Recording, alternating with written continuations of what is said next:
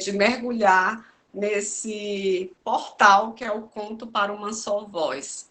Agradeço ao Cavalcante pelo convite, né, que eu aceitei assim, sem nem imaginar que eu ia estar no mesmo ambiente virtual do Carrascosa, o que só torna o momento mais desafiador.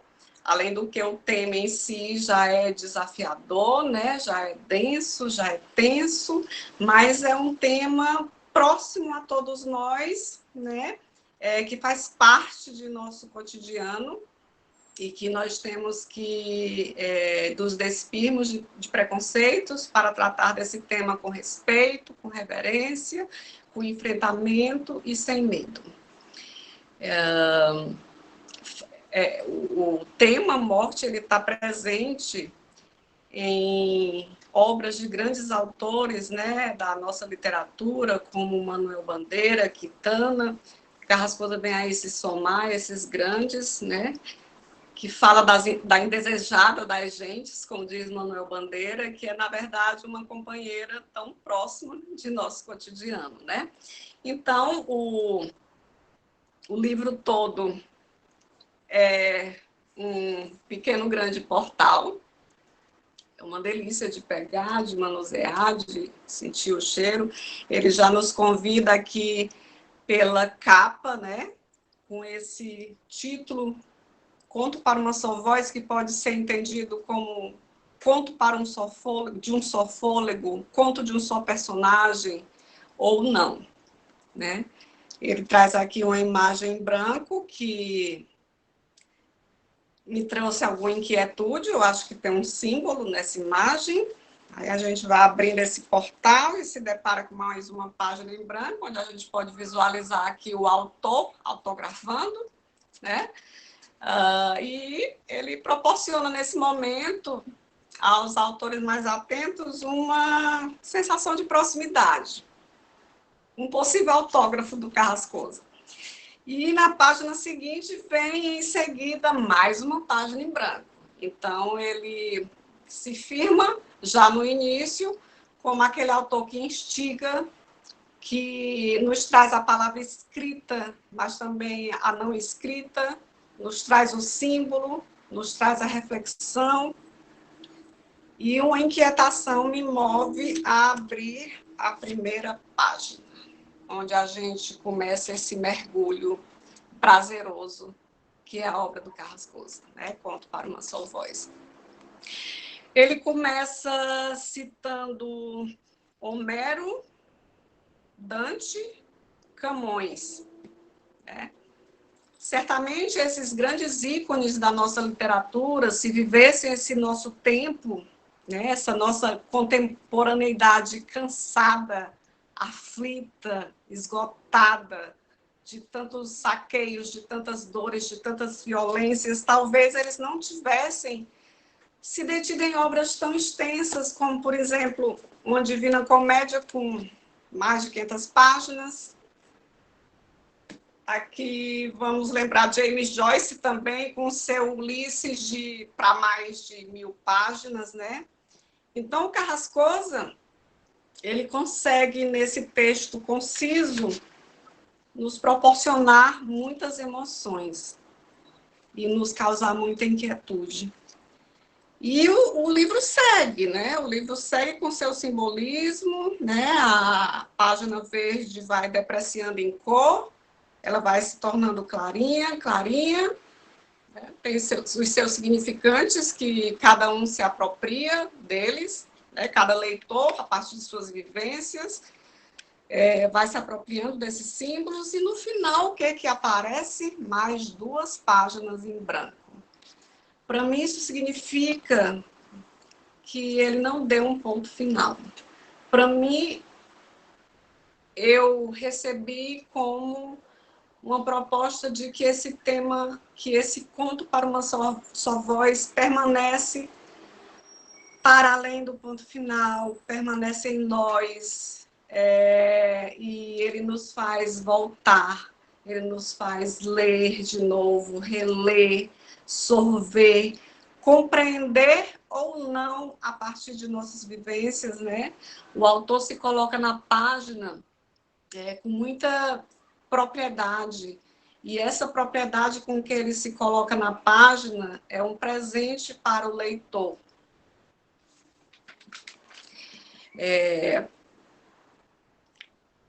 O que eu posso dizer mais que eu percebi dessa obra?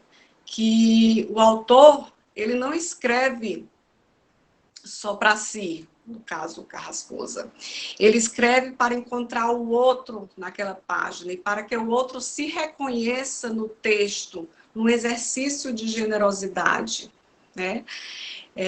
Todo o relato do Carrascosa nos sugere esse exercício de generosidade e empatia, e essa proposta chega a nós com muita intensidade. Então, quando um autor proporciona esse impacto com a sua escrita no leitor, ele já pode ter como obtido um prêmio, porque o leitor, na verdade, é o grande prêmio de um autor, o leitor fiel, como muitos de nós nos tornamos a partir do conto de uma só voz.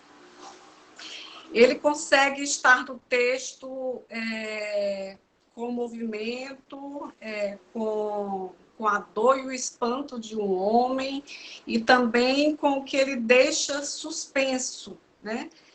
E nos provoca essa inquietude.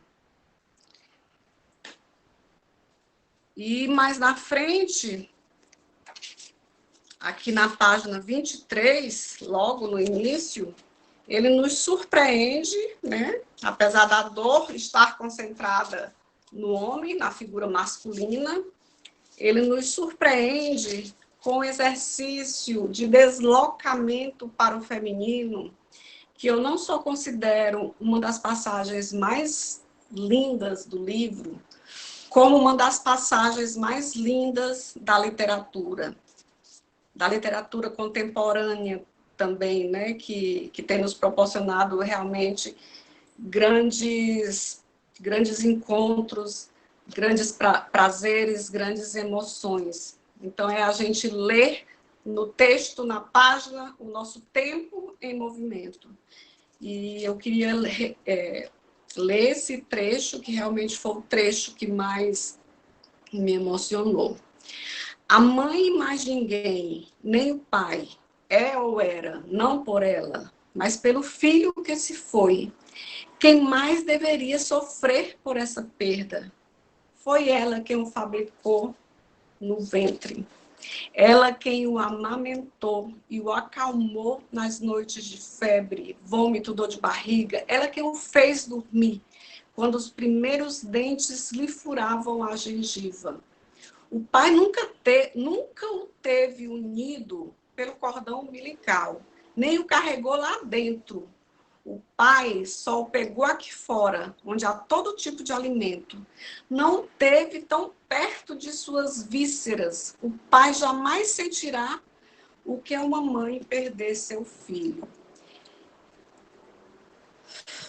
Nossa, então, esse deslocamento de uma perspectiva masculina para o universo feminino é algo grandioso no nosso tempo, onde nós vemos uma masculinidade frágil, tentando invalidar a nossa história, tentando invalidar muitas de nós, né? Então, isso para mim chegou como um presente, e eu agradeço ao Carrascosa aqui presente essa passagem tão perfeita, que diz tanto o que muitas de nós queremos dizer. E não para aqui, não.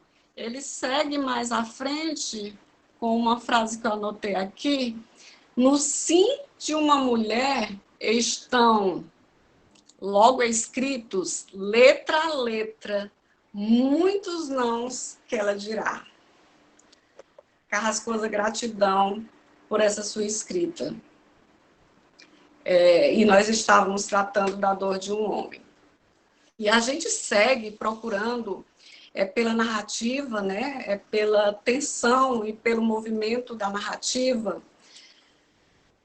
aquele por um triz, né, a hora de uma escolha que pode ser definitiva e irreparável. E há muitas passagens onde a gente identifica esse por um triz. Por que ele não se adiantou ao possível tombo daquele filho? Que ele estava lendo o jornal e ele estava observando o menino na bicicleta. Quando ele viu a descida, ele imaginou, né, passou uma imagem na sua cabeça de que aquele tombo poderia acontecer. Por que ele não gritou? Por que ele não correu? Por que ele não tentou impedir? Né? E por que ele não levou o filho ao médico? Ele poderia ter levado para o socorro, né? Mas ele preferiu cuidar do menino sozinho em casa. E o tempo todo ele ia ali no carro, tá tudo bem, meu filho, dá para aguentar um pouquinho? E o garoto dá sim. Ele chegou em casa e ele começou a cuidar do filho. E o filho até quis cair de novo, para ter de novo aquele pai afetuoso. Há muito subtexto numa frase dessa, né? Que cada um se apropria a partir das suas experiências, a partir de suas vivências, assim como o autor escreve a partir de suas vivências, não a partir dele, mas a partir do que ele compartilhou, o que ele viu e ouviu do mundo. E por que, gente? A mãe estava fazendo uma feira numa manhã de domingo. Temos respostas? Não, não temos respostas, né? Por essa mesma perspectiva, a gente pode imaginar o por um triz que poderia evitar tragédias, guerras, mortes, enfim, uma série de violências cotidianas, coletivas ou individuais. É um por um triz que determina o curso, né, muitas vezes, de uma história. Mas, nesse momento, nessa altura ali do texto, o autor já nem detém o texto dele em movimento. O texto dele está em completo movimento e o leitor é ali partícipe já dessa história, né? Ele está integrado, ele está envolvido, já foi feita a mágica da literatura, já foi criada um ambiente de comunicação quase direta entre leitor e autor. Então, depois que ele entrega esse texto ao leitor, aí ele já assume suas autonomias de texto, e é aí onde, muitas vezes, o texto, além de surpreender o leitor, surpreende até mesmo o autor, né? Até mesmo aquele que o escreve. É a autonomia de um texto que você imaginou ter dar uma direção e, de repente, você vê aquele texto tomando outra direção. Não estou dizendo que foi o caso do Carrascosa, mas o caso de muitos que já falaram, né, de suas escritas, e o caso de experiências pessoais mesmo relatadas, né?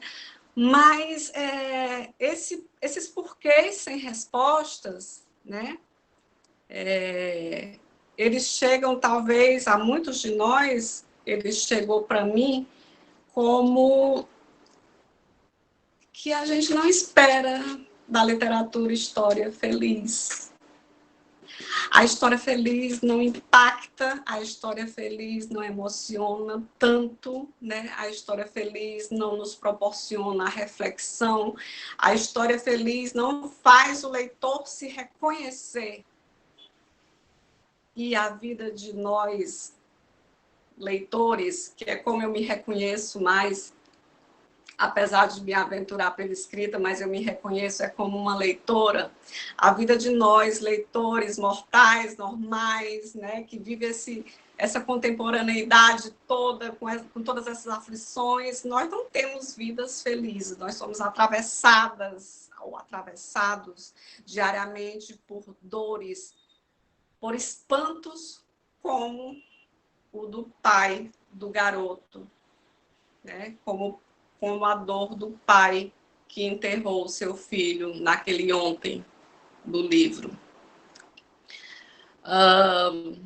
E é isso que nos proporciona essa literatura de sentimentos tão vivos, né, de emoções tão vivas, como a gente encontra cada vez mais nos contemporâneos, muito mais do que nos outros, né? Se a gente for lembrar dos românticos, dos realistas, a gente tem assim uma literatura hoje de muito sentimento, onde realmente o autor está preocupado em observar, em ver, em escutar, em sentir os sentimentos do mundo.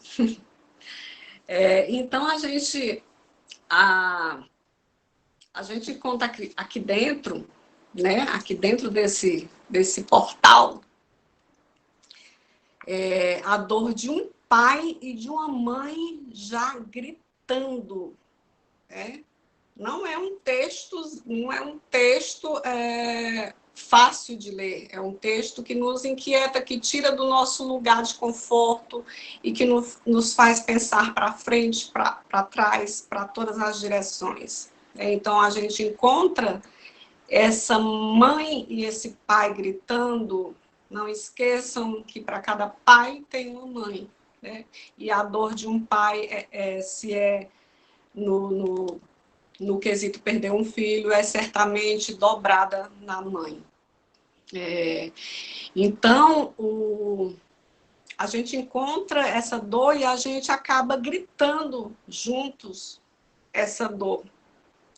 Em cada texto, né, em cada subtexto, em cada palavra escrita, em cada palavra não escrita, em cada coisa que a gente poderia, por que não foi assim? Mas é o resultado que esse texto nos proporciona. E a gente acaba se agarrando no ritmo do texto, na pulsação do texto, né? E volta para o início e devora de novo e faz uma releitura, e a cada releitura alguma coisa que ficou tão sutilmente narrada você absorve a partir dessa nova leitura. É como se esse conto para uma só voz fosse um pequeno sertão veredas pela travessia árida da dor. E é realmente muito forte. O que eu tenho a dizer mais é muito obrigada, Carrascosa, por tudo que você, por todas as emoções proporcionadas aqui, nesse texto tão conciso, né? E eu queria dizer para vocês que eu já perdi um pai na infância, eu perdi irmã na adolescência, eu perdi mãe na maturidade, eu perdi uma ilusão de 23 anos, algo que era o que nunca foi, ou que não foi o que se dizia. Então, realmente, há um diálogo muito... parece que foi escrito assim, né, para cada um que vive uma dor.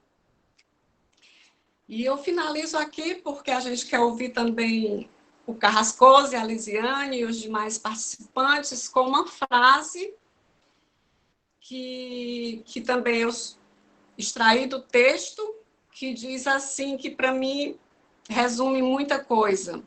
O rio não é só suas águas, é também o que elas arrastam. E quanta dor é arrastada, rios afora. Muito obrigada, Cavalcante, muito obrigada aos participantes, muito obrigada ao Carrascosa pela sua presença, realmente é uma honra falar para você. Obrigada, boa noite.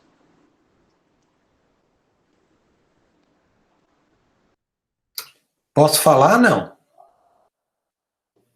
Seja muito bem-vindo. Esse espaço é todo seu. Tá, eu queria, antes de mais nada, então, agradecer o convite do Cavalcante. A gente vem recebendo muitos convites ultimamente por conta dessa pandemia, quarentena que a gente está vivendo. Muitas lives e todo tipo de trabalho online.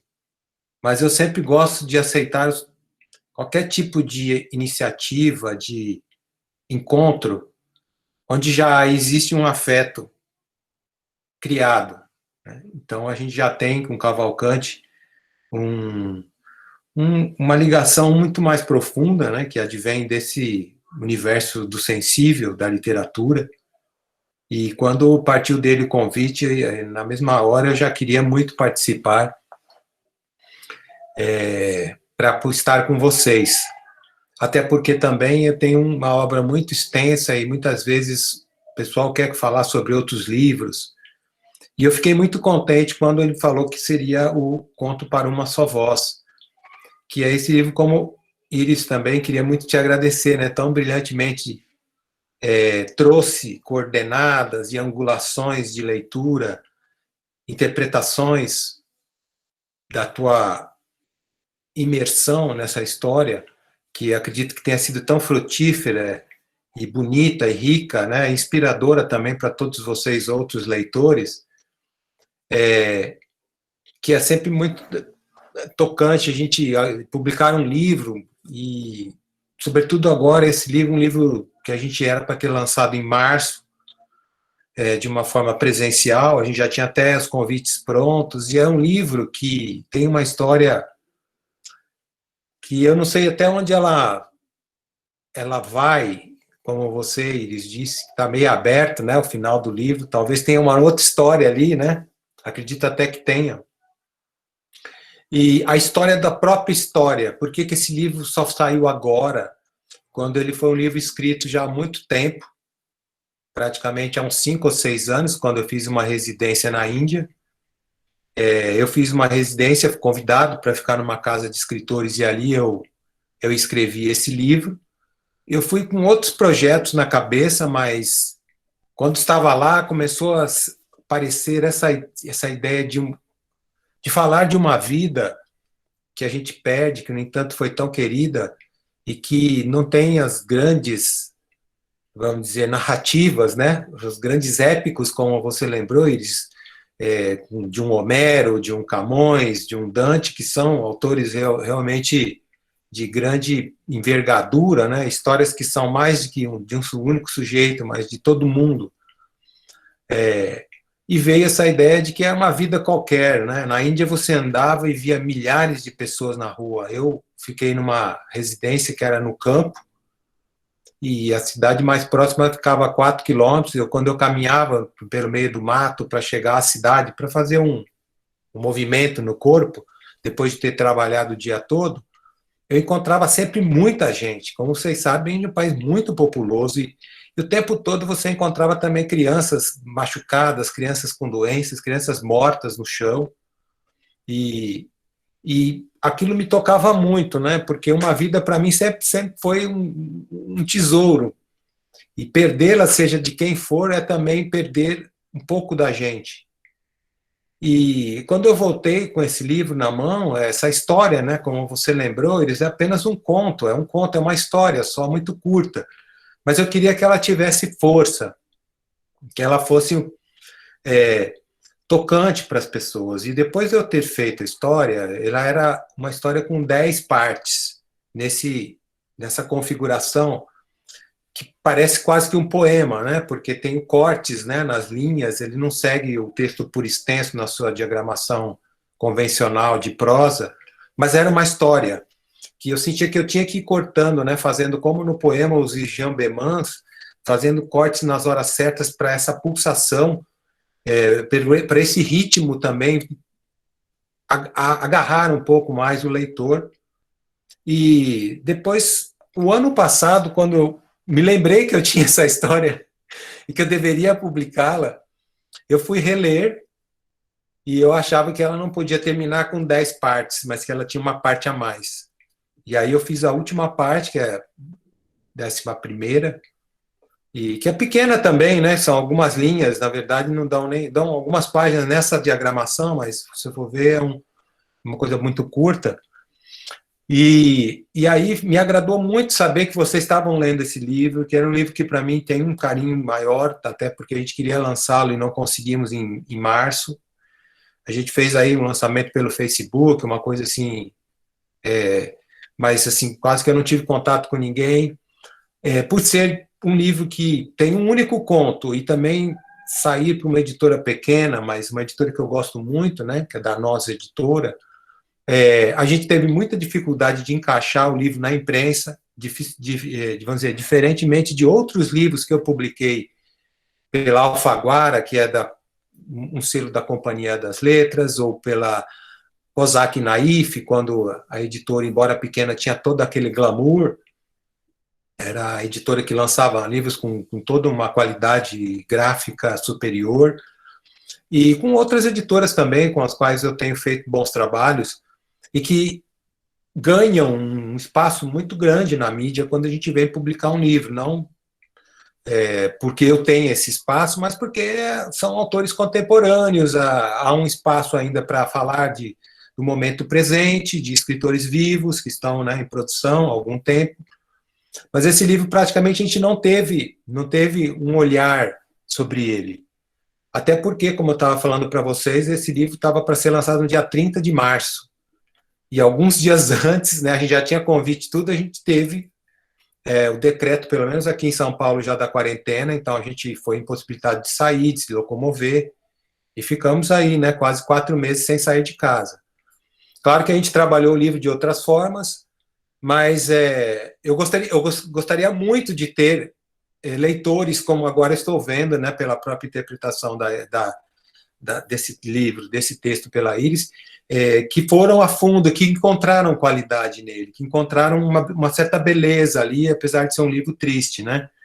Enquanto a Iris estava comentando também, a Elisiane encaixou aqui no chat alguns trechos do livro, que eu estava relendo, aí eu falei, não, é um livro filosófico, né, nesse sentido, é um livro metafísico, é um livro que tinha algo a dizer, porque era a dor de uma pessoa, mas era a dor de todos nós, né, quando a gente perde alguém, e que a gente só deve, ou que o livro transmite isso, a gente só acaba escrevendo sobre a perda, mas uma perda, a gente só se coloca na disposição de enfrentá-la por meio da palavra, se foi uma perda de alguém que a gente amava.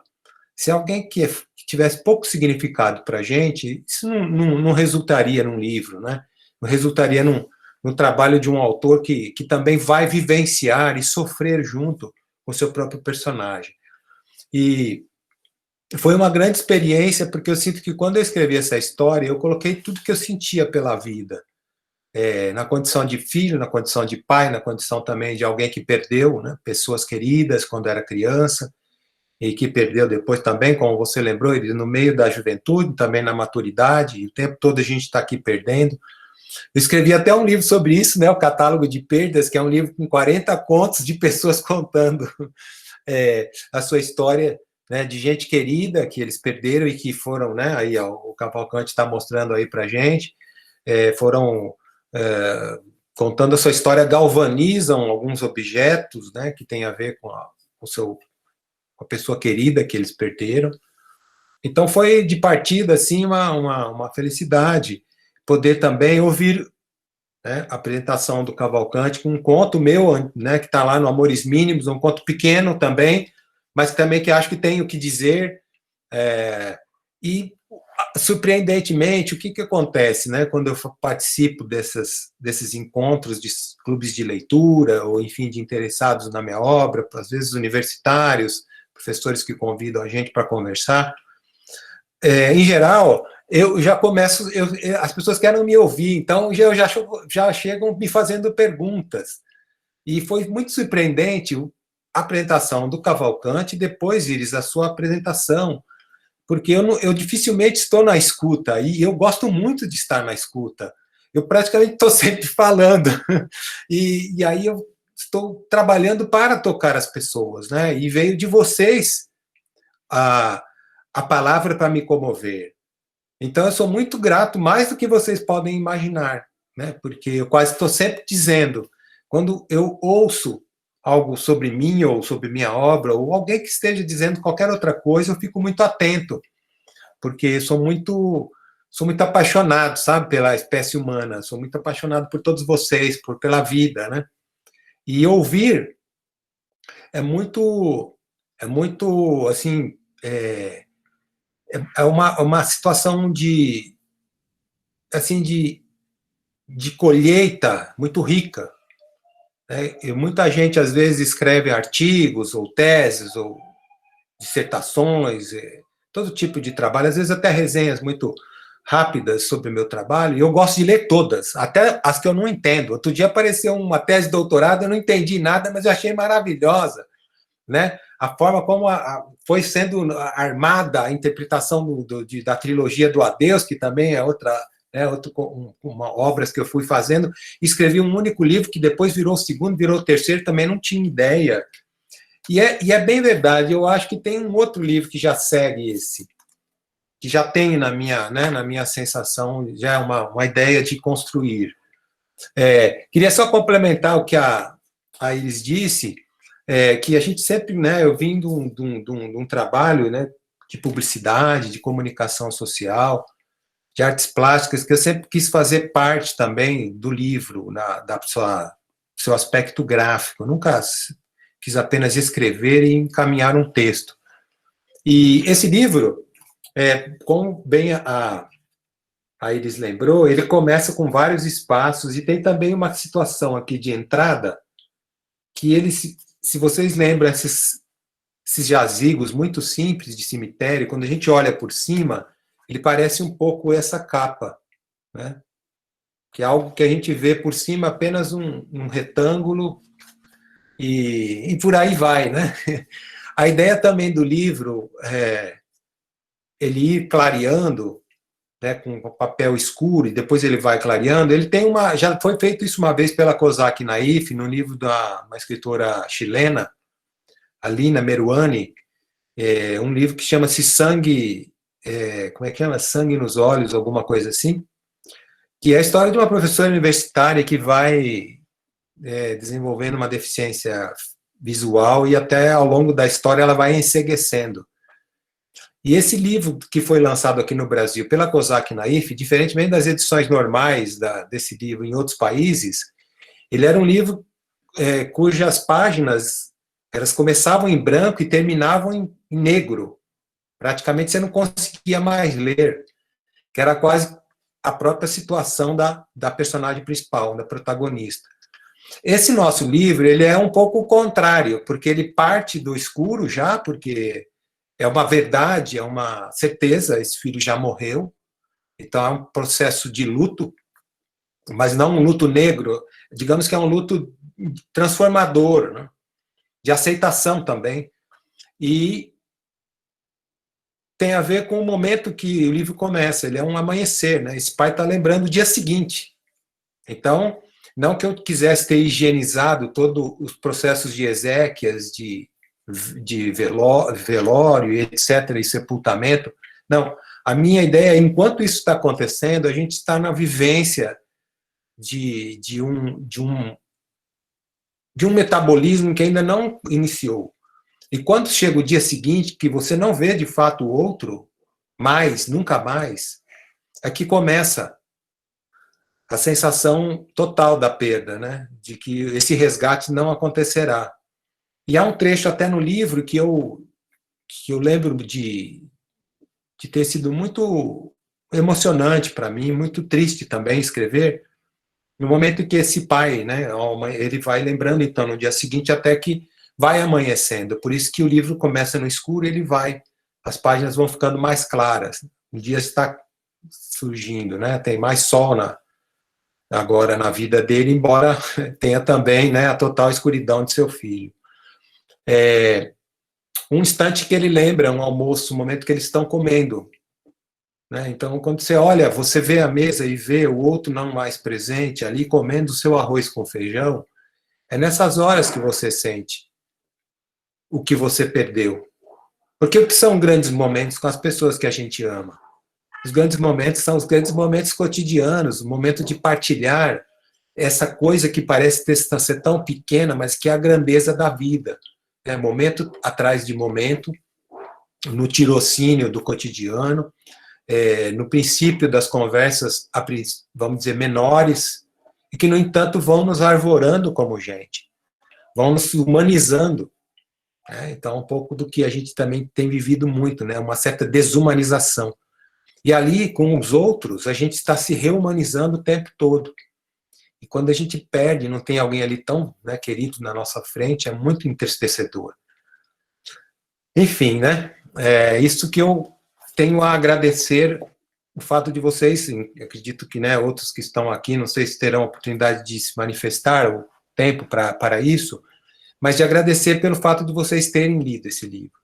Eu tenho muito carinho por ele, sei que eu fiz uma história que tem dificuldades de chegar à mão das pessoas, porque não é um livro de contos com 10, 12, 15 contos, que faz um volume e dá uma presença de potência do seu autor, como o caso do Cavalcanti mostrou, o Catálogo de Perdas, que é um livro que tem essa digamos, formatação, essa configuração, e que são os livros, em geral, de contos, ou um romance, né, de grande peso.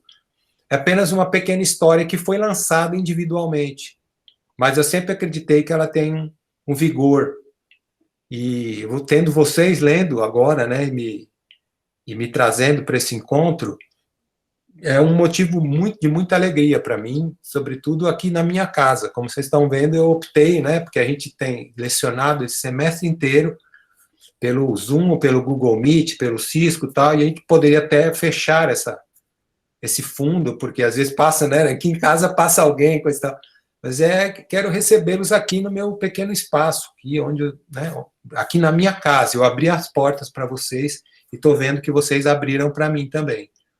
Então, pode parecer uma coisa simples, mas para mim é uma entrega já de intimidade que eu senti desejo de fazer por vocês, né? Então, eu só tenho também muito a agradecer. A literatura traz tantas coisas, e as que eu mais prezo são a generosidade de gente que muitas vezes me lê, que é o meu caso agora de vocês, que foi manifestado pela Iris, mas acredito que muitos de vocês gostariam de ter dito mesmo, e acrescentado, né, outros pontos, e a gratidão são coisas muito próximas, porque se alguém é generoso com a gente só pode ser grato, e se a gente é grato é porque alguém foi muito generoso conosco, e eu acho isso são palavras vasocomunicantes, né, que ao mesmo tempo, aí também lembrando as palavras, elas são meio que veredas que abrem grandes sertões nas nossas almas. Então, agradeço muito e fico aqui à disposição. Não sei se Lisiane quer dizer, se outros de vocês vão dizer. Eu tenho visto aqui algumas escritas aqui no chat, também agradeço pelas palavras que estão chegando aqui. E estou aqui, pronto, vamos lá. Lisiane, é com você. Pronto, está dando para me ouvir? Está dando para me escutar? Pronto. Primeiro, é uma honra estar aqui com todos vocês. Foi com imensa gratidão que eu recebi esse convite do professor Cavalcanti, ele que está aí com a gente, com esse projeto belíssimo que é da Carmes, né, que me fez, que acrescentou muita coisa na minha vida pessoal, profissional. E ler o seu livro, Carrascosa, eu li 4 vezes de uma vez só, assim, de uma corrida só, né? Em muitos momentos eu me emocionei até, teve um momento que eu li o livro como um conto, como um fôlego só para o meu companheiro, e nesse momento nós dois chorávamos, né? Porque sempre sendo perpassados pela dor do outro, né? Eu fui muitos momentos nessa leitura, o pai, sabe, espreitado naquela janela e sentindo aquela dor, que era, como o próprio Cavalcanti colocou no início da nossa mediação, que o silêncio era o seu medo, né? No último volume. E ele vivenciou esse medo no último volume, o livro inteiro, né? Que era esse medo, esse estar na solidão, né? Nessas horas do porvir. Você fala muito nisso, né? Nas horas do porvir. E quando tem uma parte do livro que eu fico muito emocionada, é que quando você fala desse pai, quando ele disse assim, é o momento é quando ele acorda, né? Quando ele acorda. E quando ele acorda, ele acorda um fio de consciência, algo que corta, e que aquilo ali, não, eu estou vivo, né? O mundo, como você mesmo disse aqui né, na sua fala, ele está acontecendo, né? Tem alguns momentos que ele se espreita lá na janela e vê vários grãos, né? Como se fosse grãos de areia, e aqueles homens todos são grãos, e cada um com seu pensamento sobre o que é esse grão, mas ninguém ali sabe. E naquela janela tem uma mulher e uma mãe, né, e um pai, e o seu filho que não está, ele não é mais né? E eu lembro que teve um momento que eu quis fazer assim, uma resposta para o conto com a sua voz, como se fosse o filho, né? Assim, olha, né? Eu estou aqui desse lado, né? E posso sentir as suas pisadas pesadas, né? Essas que vão do quarto para ir para a porta de saída, para poder encontrar os colegas de trabalho e pegar aquele dia em brasa. Você fala assim, como, né? Como você dá o primeiro passo? E você finaliza o livro com o primeiro passo. Na hora que você diz assim, e ele dá o primeiro passo, como que... Aí eu disse assim, nossa, isso assim, para uma pessoa com depressão, por exemplo, né? Ler um livro como aquele é esplêndido, né? Assim, eu como trabalho com clínica psicológica, eu li muitas vezes como forma terapêutica, né? Forma terapêutica mesmo, de vivenciar aquela dor toda, aquelas sensações do passado que ele traz à tona como lembranças que são as próprias memórias duras que se entrelaçam, e que vem a consciência, e que o dia está girando, como você mesmo diz, mas está acontecendo. E que no final, ele vai estar tão anestesiado dessa dor que você diz, né? Tão anestesiado que um dia não vai doer mais, né? Isso é muito forte, né? Assim, e na verdade, todo um processo de luto aí, mas no final, quando você diz, ele dá o primeiro passo, parece que eu estou saindo, eu me senti saindo do livro, e assim, agora eu vou me levantar e vou trabalhar, né? Assim, eu me senti muito nessa condição do pai, me coloquei muito nessa condição do pai, daquele que fica ali, e também da mãe, né? Das vísceras, né? Aquele encontro, né? Essa é só uma questão que eu queria colocar, do nascimento, né? Do encontro, que a mãe ela tem um encontro de dentro para fora com esse filho desde o início, né, assim, das vísceras, né, que você fala. E tem um momento que o do pai, o encontro é o inverso, é de fora para dentro. Isso se dá no parque, né? Isso se dá lá na cozinha, quando ele passa a mão no cabelo do pai, né? Diz, está tudo bem, né? É só um ferimento, né? Então, assim, e a vida é isso mesmo, essas pequenas coisas que acontecem no nosso dia, né? Assim, me passa o arroz, me passa o feijão, é disso que a gente vai sentir, né? Esse dia a dia que lateja, que os olhos vão arder, né? E que a gente vai sentir tanta dor, mas tanta dor, né, que um dia sairemos anestesiados disso tudo. Isso é importante ser dito. Eu achei o livro de uma responsabilidade, sabe, grande com a dor do outro, sabe? Eu me senti com compaixão, com aquela coisa de assim, nossa, eu não posso passar por aqui, por essa rua, e olhar para aquela pessoa que está ali, andando com sua mochila e dizer assim, nossa, aquela pessoa ali tem uma história, né? Eu não sei qual a história, mas ela carrega, né? Ela carrega em si algo que pode se parecer comigo ou não, mas que estamos nessa máquina que você fala, né? Do mundo, né? essa coisa do mundo, de estar nesse planeta, né, de que ele gira e que no outro dia vai ser igual, os amigos vão perguntar, e aí? O amigo vai dar uma anedota, vai ter um sorriso na cara do pai, mesmo que esse sorriso depois se desfaça, né? Mas você fala de todo um processo, né? Que eu vivi esse processo, assim, no seu livro. Eu nunca perdi uma pessoa na minha vida, mas eu chorei copiosamente, né?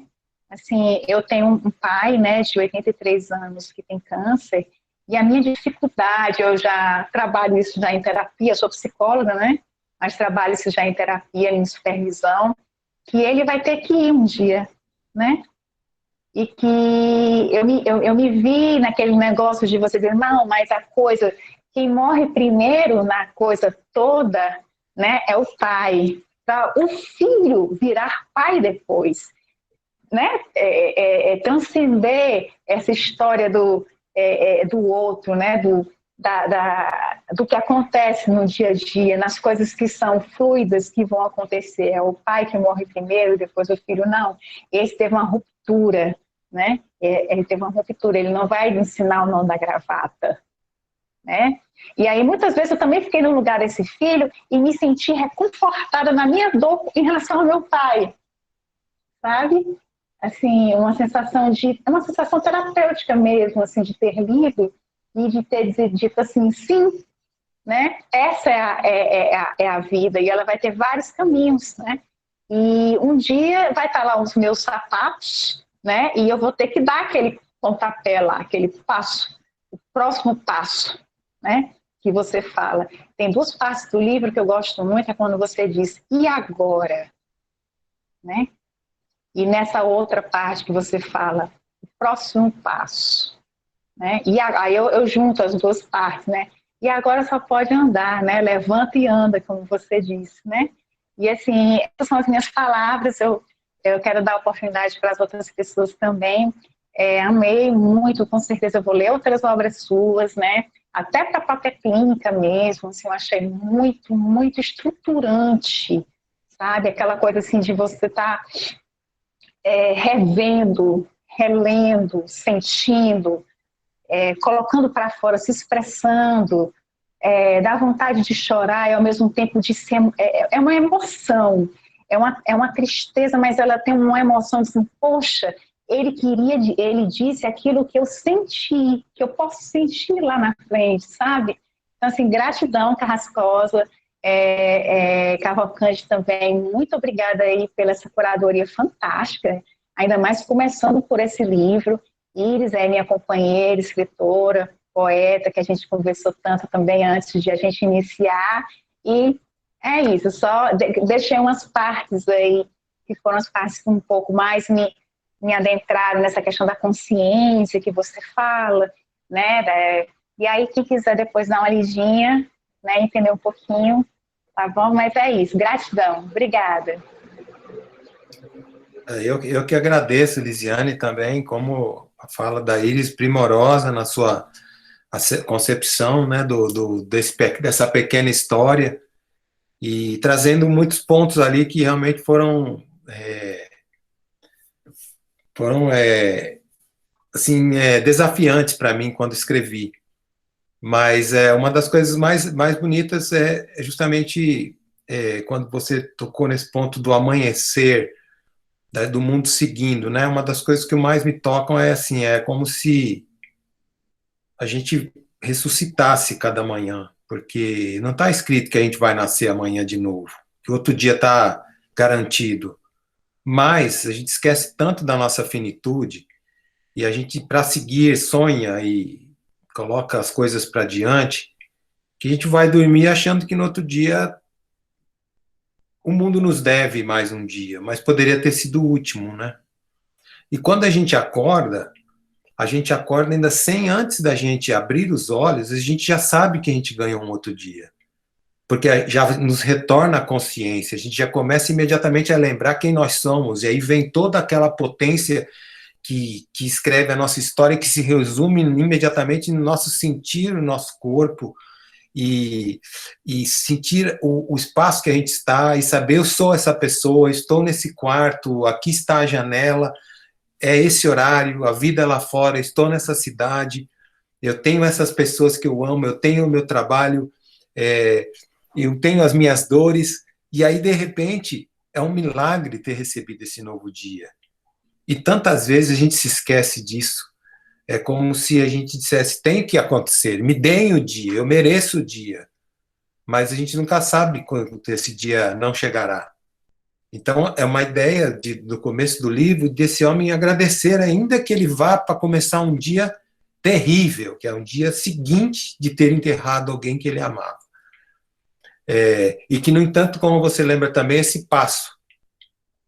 Eu me lembrei muito, quando eu estava escrevendo esse livro, de um poema do Ferreira Goulart, que vocês bem conhecem, poeta importante nosso, e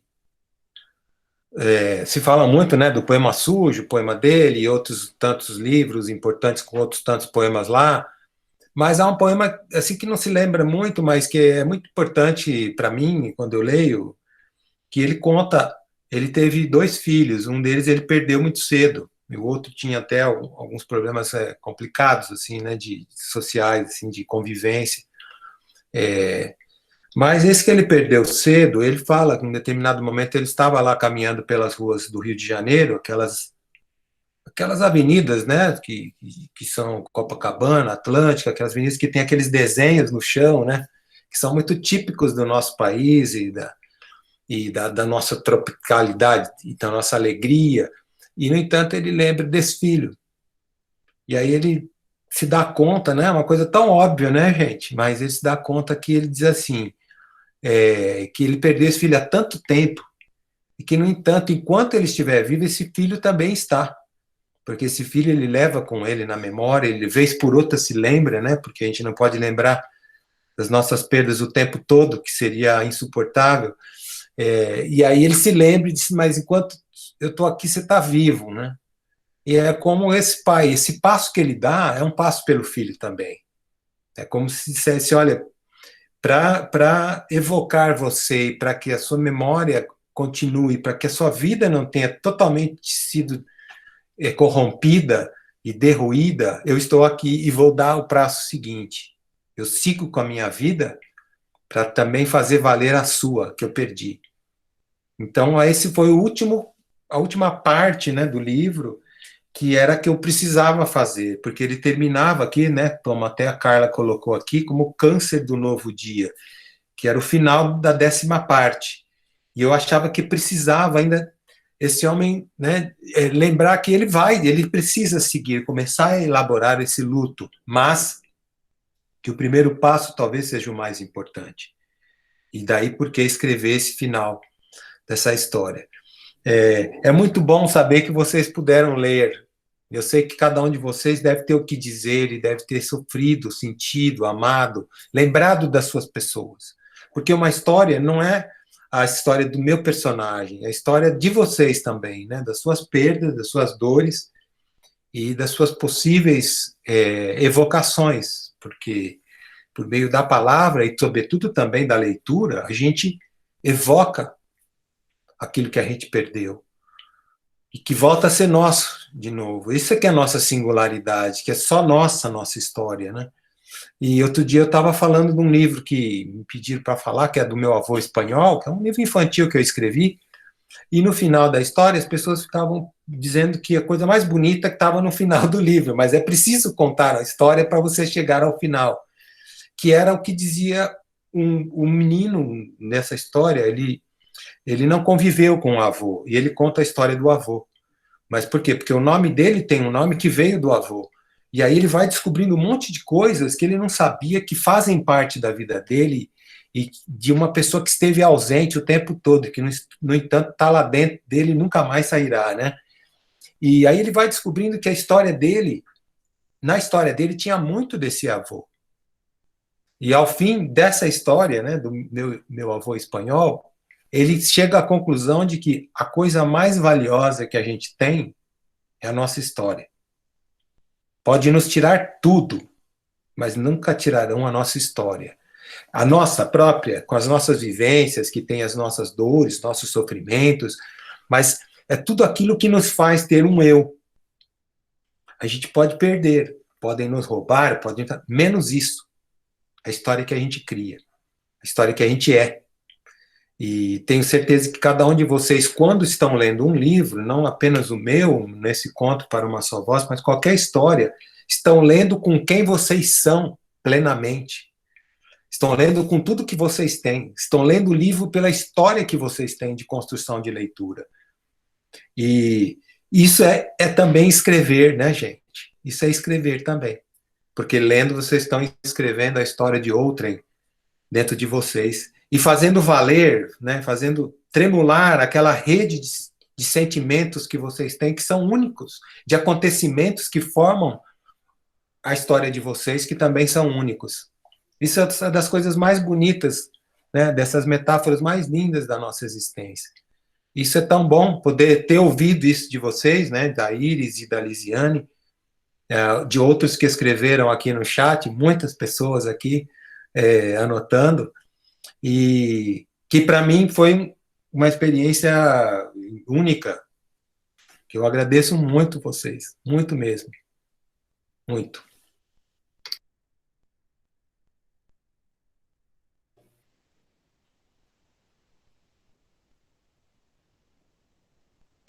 Fechei meu microfone aí, Cavalcante, agora você vê o que vocês querem. Então, agora o espaço é nosso.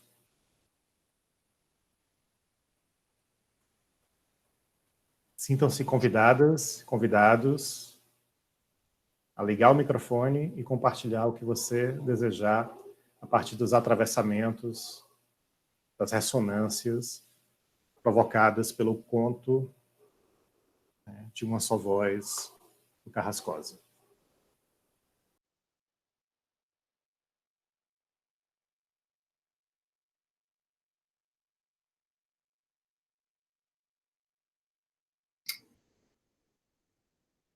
Acho que Maria Helena, né, fez positivo, que quer dizer, quer perguntar? Liga o microfone, por favor, Maria Helena.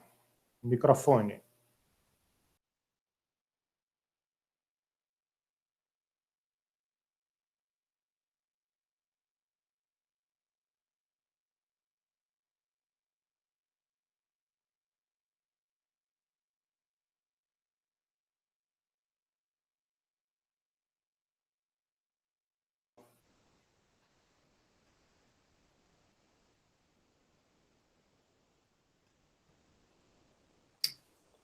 É só onde tem o desenho do microfone, dá um clique ali. A bolinha. E aí, quem quiser, enquanto isso, vamos nessa. Vamos passar, então, para uma próxima pessoa, depois a gente retorna para você, Maria Helena.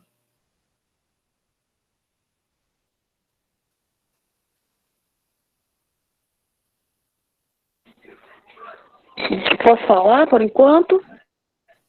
Carla, seja bem-vinda. Boa noite, gente. Eu estou bem mexida com essas palavras, né? Esse livro que, como Lisiane, também chorei muito, porque realmente a ausência, o vazio, né? Ele nos enche de medo, né? E ele contou com todas as vírgulas o que passa uma pessoa no dia seguinte, né? É tão doloroso, mas também é bem libertador saber que ainda se vive depois disso, né? Então, assim, uma frase que eu achei, que até a gente já conversou no grupo da Carmes, né? Que ele fala: se o líquido toma a forma de um copo e completa o que nele está oco, a saudade, na via oposta, entope de vazio todo. Nada faz sentido. Você está vivo, seu coração está pulsando, as pessoas estão comendo, andando na rua. E daí, né? Que falta de respeito vocês estarem comendo, se divertindo, né? Mas E aí, a gente vai fazer o que com isso, né? A gente vai seguir. E assim, é bem alentador, né? Não sei nem se existe essa palavra, mas enfim. é um alento descobrir que você pode seguir, mesmo carregando esse fardo, né?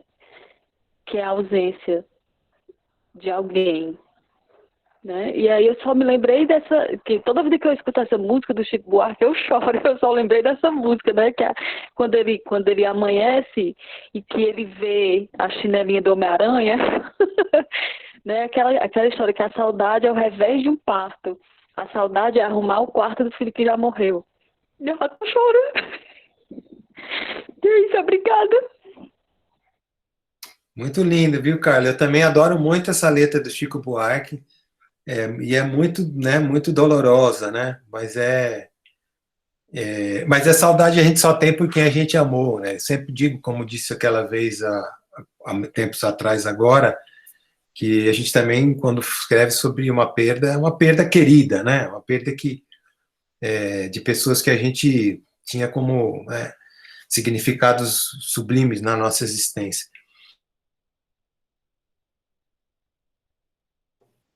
Obrigado, Carla. Circulando, outras afecções, sentimentos, pensamentos, lembranças evocados pelo conto Para Uma Só Voz.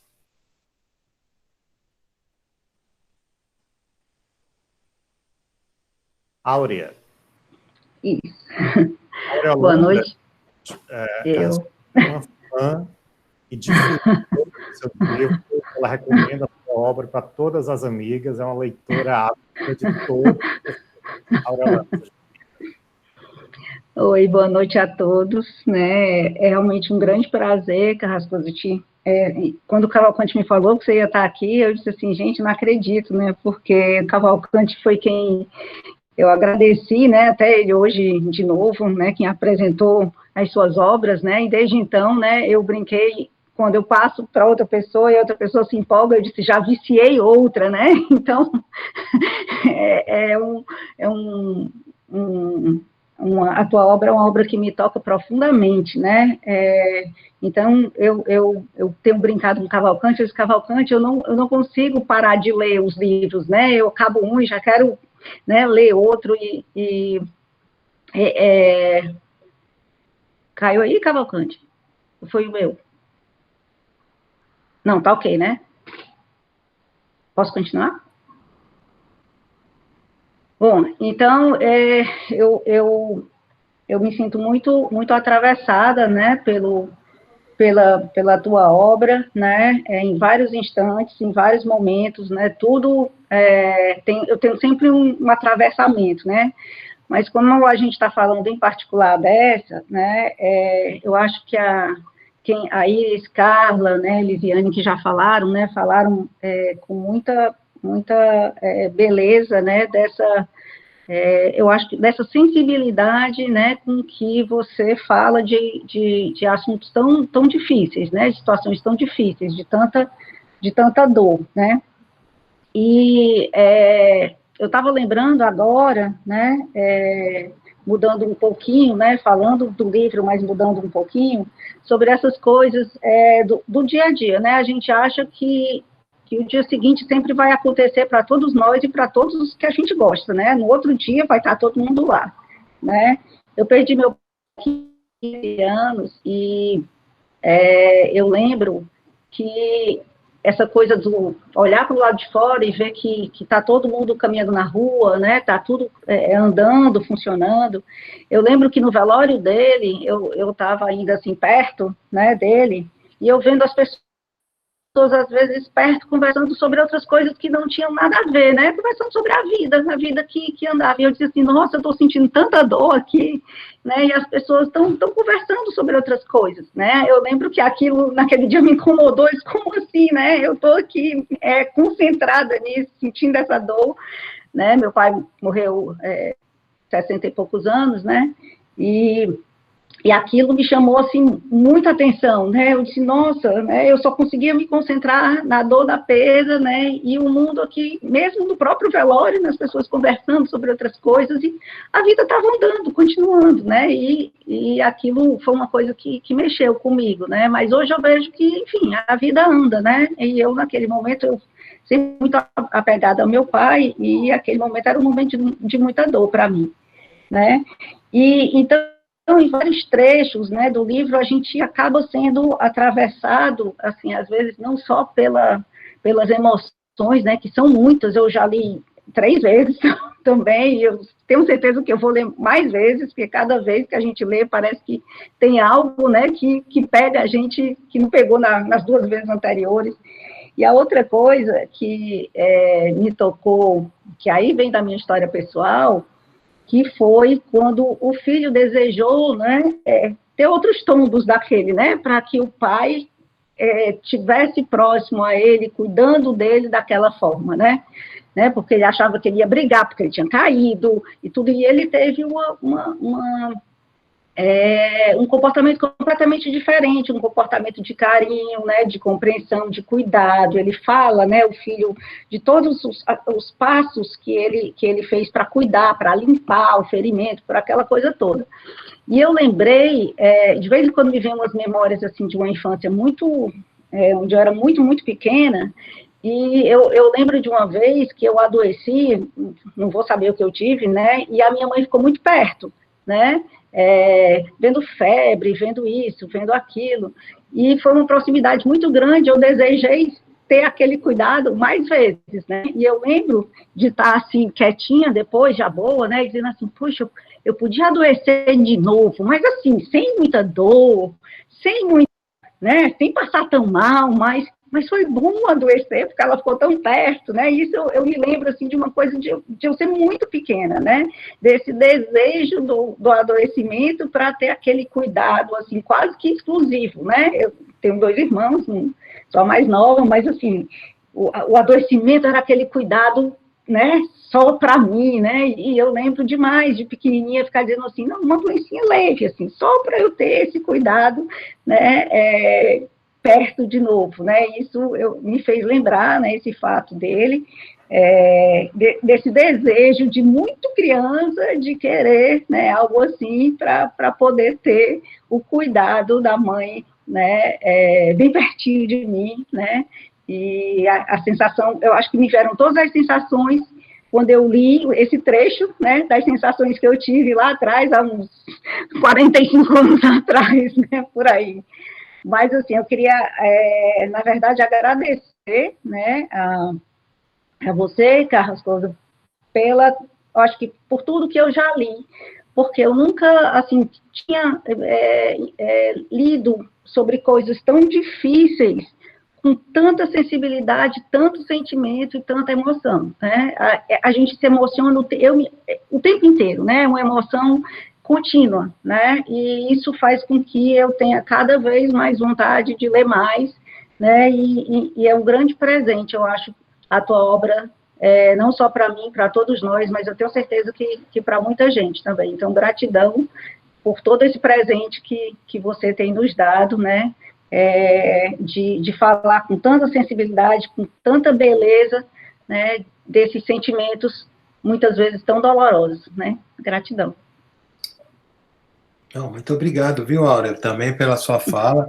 Eu não sei se vocês perceberam, mas quando eu estava respondendo a Carla, caiu aqui minha internet. Foi. Eu fiquei um minutinho fora, mas só lembrando que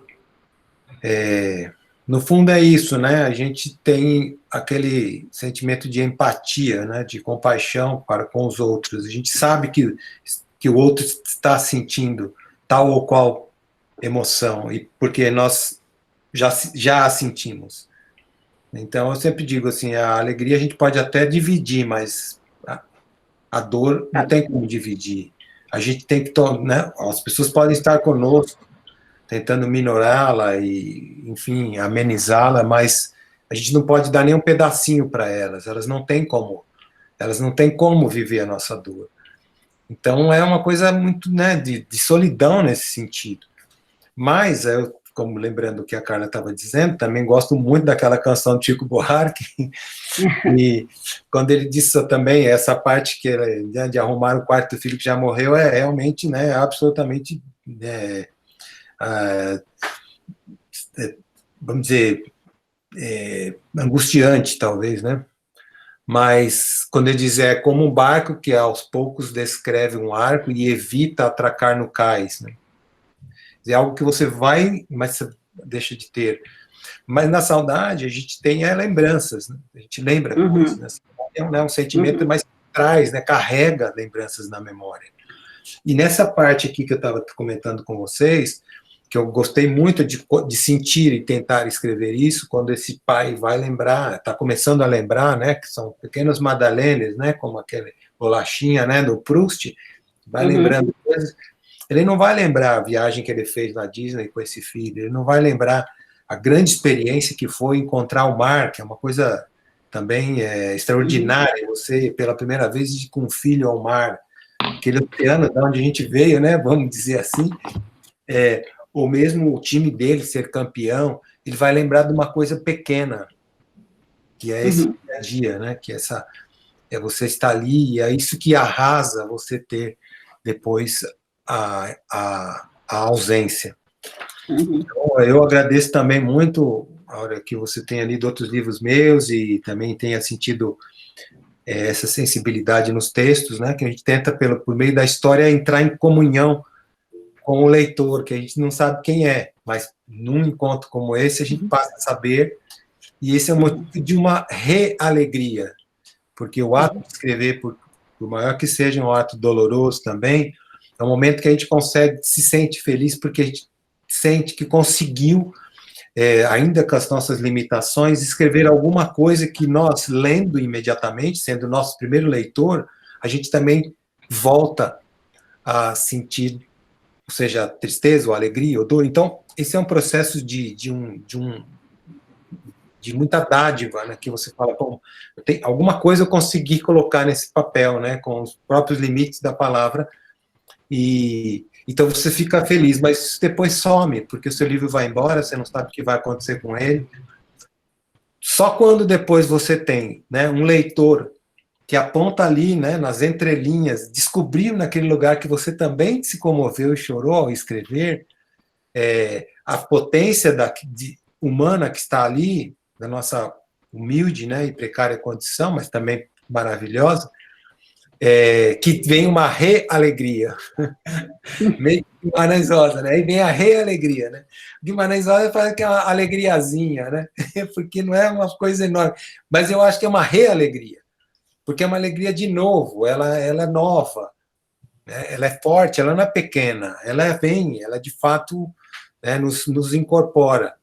Então é muito bom, muito, sabe, vocês estão me proporcionando um momento muito especial, um momento muito singular na minha existência como escritor, porque, como eu disse, estou sempre falando dos livros, muito poucas vezes estou ouvindo, né? Como disse, até nesses formatos de encontros agora que a gente tem feito online, já começam me perguntando coisas, vocês não me perguntaram nada, vocês disseram o que vocês sentiram na leitura, isso é muito maior para mim, né? Isso é muito maior saber que, de alguma forma, aquilo que eu escrevi, com tanto, né, tanta comoção também, foi capturado por vocês. Porque é preciso também leitores de profundidade, que não ficam nas camadas superficiais de um texto, para poderem, de fato, irem ali no centro da nossa história. E eu acho que vocês estão indo lá, né? Então, pelo menos pelo que vocês estão me dizendo, é assustador de minha parte, assim, é assombroso, no bom sentido, né? Pô, que bom. Então, valeu a pena ter ido para a Índia, ter vivido tudo aquilo, porque a história, ainda que seja, né, bem pequenininha, fininha, tal, e às vezes pode até ser por aí, né, ser desacreditada, porque o que tem num livro desse, tal? Para mim, faz toda a diferença, saber que ela já é tocante para vocês. E eu sempre acreditei muito nessa história. Vamos lá, gente, que daqui Maria Helena. né? Vamos lá, Maria Helena, então. Vamos ver se agora... Vocês estão me ouvindo? Agora vai. Assim, então eu quero começar dizendo boa noite, agradecendo o Carrascosa, que para nós, eu acho que ninguém sabia que você estaria conosco. Então, para nós, para mim, foi assim muita alegria, e eu acho que para todos nós, foi um luxo, né? Um orgulho, assim, muito, não tem palavras para descrever. E a gente agradece ao Cavalcante. O Cavalcante é assim, é uma pessoa que nos proporciona essa alegria, essa vaidade humana, né? Não é uma vaidade boba, é uma vaidade humana, uma vaidade própria de quem quer aprender, de quem quer ensinar, de quem quer compartilhar, e o Cavalcante nos proporciona isso mensalmente e às vezes até todos os dias. Cavalcante, muito obrigada. E gostaria de dizer, muito obrigada. E gostaria de dizer da coragem do Cavalcante de trazer para a gente um tema que é assim, causa tanto espanto, tanto medo para a maioria dos humanos, que é a finitude. Então, conversar sobre qualquer coisa, eu peguei uma frasezinha da Áurea, conversar sobre a vida, que as pessoas conversam sobre tudo, mas quem é que quer conversar sobre a finitude? Quem é que quer conversar sobre o último ciclo da vida? Quando tem alguém para nascer, né, todo mundo tem milhões de perguntas a fazer, se é homem ou mulher, se é menino ou menina, que nome vai se chamar, se já tem um enxoval, mas a gente não pergunta se a pessoa que vai se enterrar, se já comprou o caixão, se já comprou a vestimenta, se já tem um túmulo, se vai ser cremado ou enterrado. Então, assim, é uma questão, é um tabu, que eu acho que vai ser para o resto da vida, porque a gente é frágil, a gente é fraco para falar sobre as perdas. Então, Carrascosa, eu tive a tristeza de ler o seu livro apenas uma vez, porque foi emprestado. A cidade só tem 2, 3, 4 livrarias, e é preciso que a gente peça de São Paulo e tudo. A Áurea foi muito benevolente em ter trazido, comprado, angariado para nós, mas só li uma vez. Estou perdendo para quem leu 4 vezes, olha aí, perdendo, reconheço a perda. Então, mas a gente vive de perdas mesmo. Mas eu vou ler outras vezes, e eu não posso me remeter como a Iris se remeteu à página 23, né? Porque eu não tenho livro, né? Se eu tivesse o livro, eu tinha feito umas anotaçõezinhas. Anotaçõezinhas não, né? Teria feito grandes anotações. Então, assim, dizer que no momento como esse, dessa pandemia, dessa atrocidade pela qual passa o mundo, né? O Cavalcante trazer essa temática que trará em agosto, em setembro, em outubro e em novembro. Essa temática que é a finitude humana, porque qualquer finitude, humana ou vegetal ou animal, é uma finitude. Né? Ninguém quer ver sua plantinha morrer, né? Ninguém quer ver seu bichinho de estimação morrer. E um humano é muito mais, porque o humano pensa, o humano fala, né? O humano chora. Apesar de ter gente que diz que seu cachorro chora. Eu tive cachorro durante 12 anos, ele nunca chorou. Ele ficou alegre. A alegria eu percebi, mas que ele chorou, assim, literalmente, lagriminha e tudo, não. Então, gente, assim, para dizer que eu estou muito feliz, muito contente, eu acho que dá para perceber, eu sou muito visceral. A minha alegria é muito alegria, a minha tristeza é muito tristeza, e eu estou deveras muito alegre, e eu acho que minhas colegas, meus colegas, todos que estão agora conosco, estão partilhando dessa alegria, e o responsável por esse presente é Cavalcante Júnior. Carrascosa, muito obrigado. Um beijo para minhas colegas, meus amigos, e para o Cavalcante. Ó, Cavalcante, muita gratidão. Muito obrigado, então, também, viu, Maria Helena? Foi muito legal a sua manifestação, e acho que você também disse uma coisa muito importante aí, a coragem do Cavalcante. E eu sei que a gente está vivendo esse tempo. Os últimos anos eu escrevi só sobre perdas, catálogo de perdas, trilogia do adeus, elegia do irmão, é tudo de alguém que já se foi. Agora o próprio Conto para uma Só Voz, embora tivesse sido, né, escrito lá atrás, ele veio sair agora. Mas o que eu sinto, né, até de vocês tratarem esse tema aí por meio do Cavalcante mais adiante, é que, tratando da finitude, como a gente está tratando nesse livro, né, do pai que perdeu um filho, a gente está tratando do amor, a gente está tratando da convivência humana possível, da solidariedade, né, da comunhão entre nós, da compaixão, porque aconteceu com ele, mas ele tem os vizinhos também, ele tem as pessoas queridas nessa família.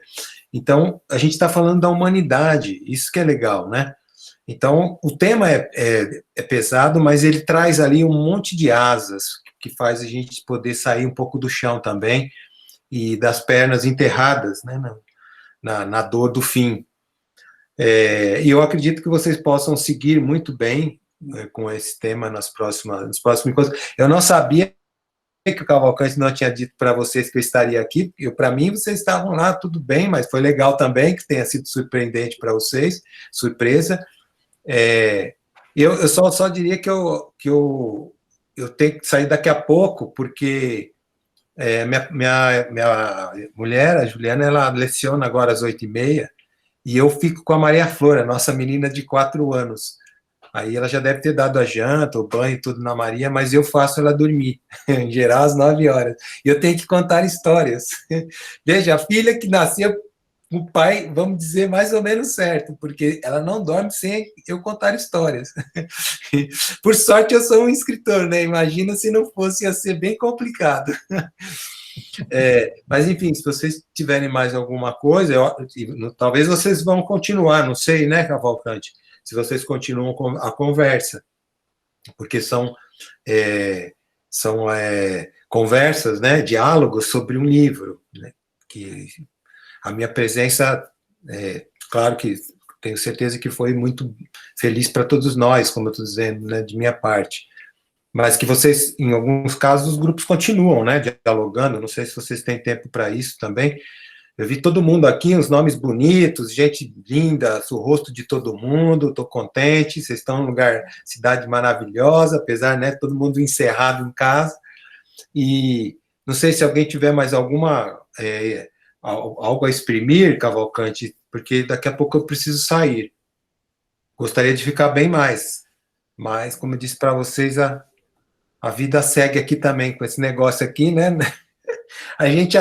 Hoje à tarde a gente estava dando uma oficina de escrita, eu e a Juliana, eu falei uma parte de escrita e ela de fotografia, que é o trabalho dela, e a nossa oficina era 2h30, 2 horas a gente estava lavando louça, porque o almoço a gente faz tarde, a gente tem que correr com as coisas, aí um faz isso, outro faz aquilo, pendura a roupa no varal, é isso, né, gente, que a gente está fazendo, né? Então, temos as tarefas domésticas aqui. Isso, por sorte, que nós estamos 2, que são professores quase a maior parte de férias, né? Quer dizer, ela ainda não, mas eu, agora, semana que vem, em agosto, já retorno às universidades. E aí também tenho que, né, fazer o meu trabalho que está para além da literatura. Embora a literatura, viu, gente, seja meu plano A, desde sempre, né? Primeiro eu escreva, depois, se sobrar tempo, eu cuido dos trabalhos da universidade, que me dão meu ganha-pão, hein? Você vê como que eu sou um sujeito que arrisca tudo, né? E aí também, Cavalcante, se você precisar e o pessoal quiser conversar em outro momento, ou quiser mandar mensagem, quiser, enfim, escrever alguma coisa, aí também fico aberto para a gente continuar a conversa, tá? Você foi já muito generoso em dedicar todo esse tempo, né, para a inauguração desse nosso clube de leitura.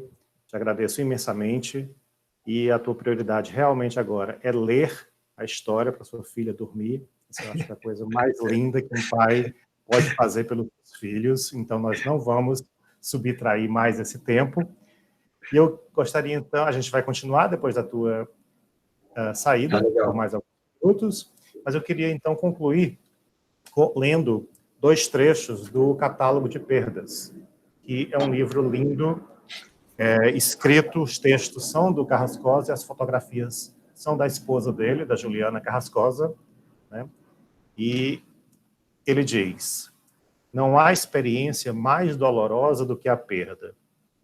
A história de cada um se desdobra no tempo e carrega à sua sombra uma coleção de ausências. Coleção que só se amplia ao longo da vida. Depois, já encerrando o livro,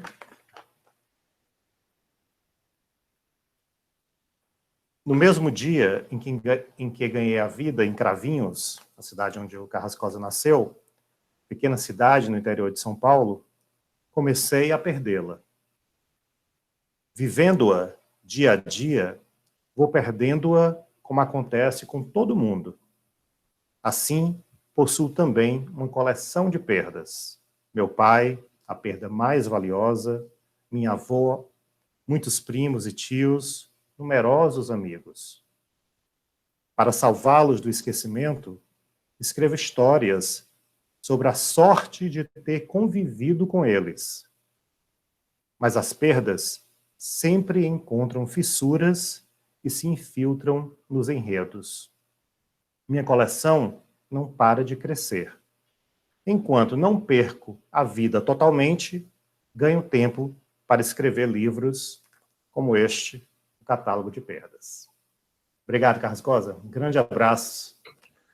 Gratidão imensa. Obrigado, muito bonito você ter escolhido esses trechos aí, agradeço muito.